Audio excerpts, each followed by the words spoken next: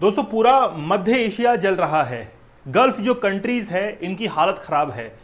Oil के जो prices हैं वो अब आसमान छूने लगे हैं, क्योंकि जहां से तेल पैदा होता है निकलता है उन कंट्रीज के ऊपर क्राइसिस हो चुका है।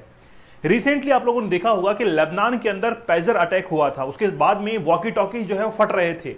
जिसके जेब में भी वॉकी टॉकी था या फिर पेजर थे वो फटने को तैयार थे और बहुत सारे फट भी चुके थे। लगभग 5000 के आसपास जो पेजर इंपोर्ट किए गए थे लेबनान के द्वारा, मतलब हिजबुल्लाह के द्वारा, जो कि पहुंचे थे उनके पास में ताइवान से।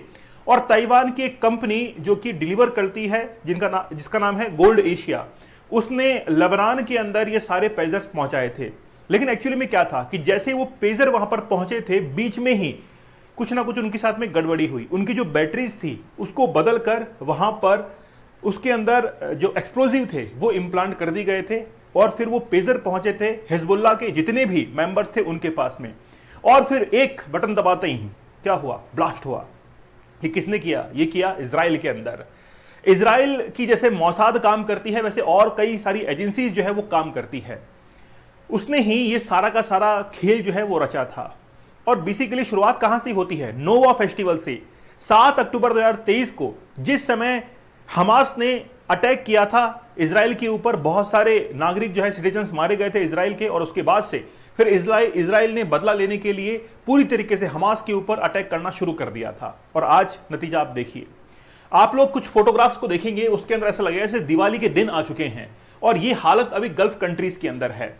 मैं आप लोग को एक बात कहना चाहूंगा कि जो ईरान की रिवोल्यूशनरी गार्ड है, ईरान की जो सेना है रिवोल्यूशनरी गार्ड है, जो कि इंटरनेशनल लेवल पर अपनी बॉर्डर की सुरक्षा करती है, उसके द्वारा हिजबुल्लाह, उसके द्वारा यमन के अंदर जो होती विद्रोही हैं वो हमास हैं, और ऐसे कई सारे जो रेडिकल ग्रुप्स हैं उनको बनाया गया था और आज भी सपोर्ट किया जाता है। तो ईरान जो है वो हमास को सपोर्ट करता है, वो हिजबुल्लाह को सपोर्ट करता है, और वो ही होती जो है उनको सपोर्ट करता है।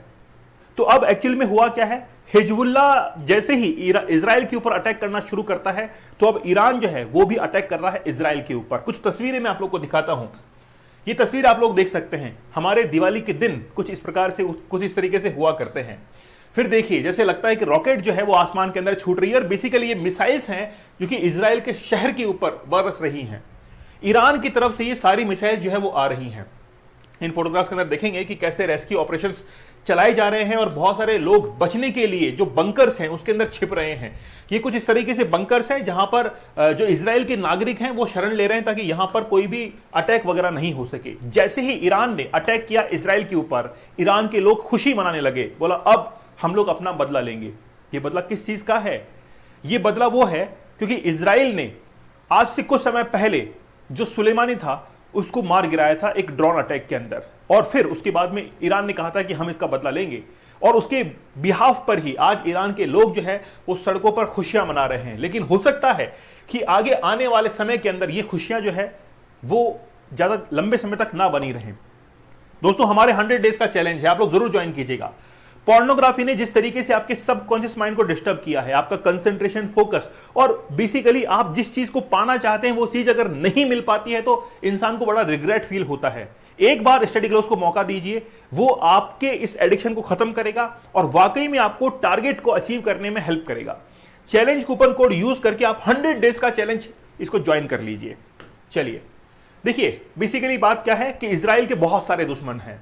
सबसे पहले हम लोग देखें कि गाजा के अंदर हमास है जो कि अभी इजराइल का सबसे बड़ा दुश्मन है। लेबनान के अंदर हिजबुल्लाह है, यमन के अंदर हूतीज हैं, और ईरान जो है वो अब अटैक कर रहा है किसके ऊपर? इजराइल के ऊपर वो अटैक कर रहा है।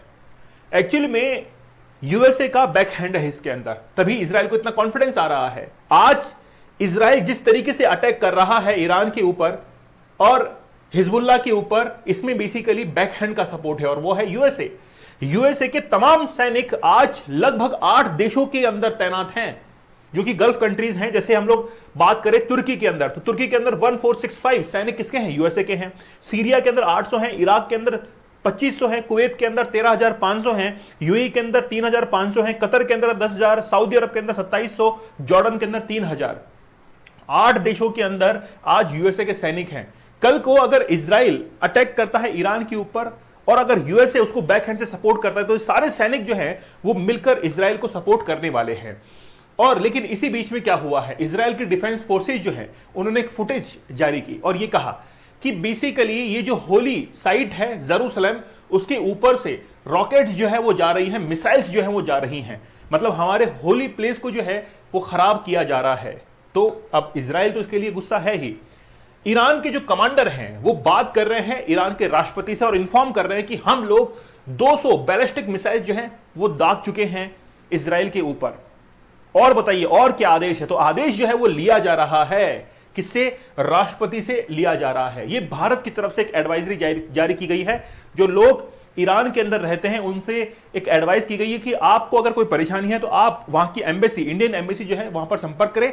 तो देखिए इंडियन जो दूतावास है तेल अवीव के अंदर है, और तेल अवीव कहां पे, इजराइल के अंदर है। तो इजराइल के अंदर भी एडवाइजरी जारी की गई है, ईरान के अंदर भी एडवाइजरी जारी की गई है।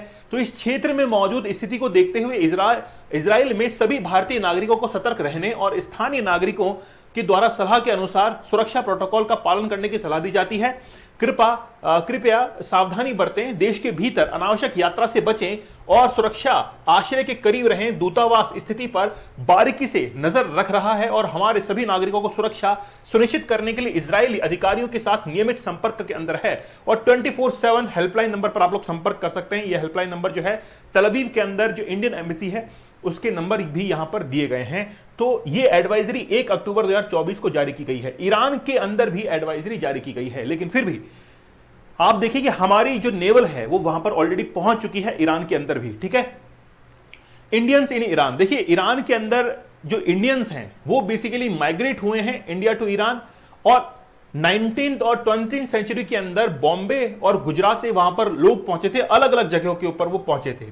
ठीक है, उसके बाद में आप लोग देख सकते हैं कि इनके अंदर मैक्सिमम पंजाबीज हैं, गुजराती जो है वो आज ईरान के अंदर जॉब करते हैं, किसी काम से वहां पर गए हुए हैं, और अभी तक लगभग 4000 नॉन रेजिडेंट इंडियन ईरान के अंदर है।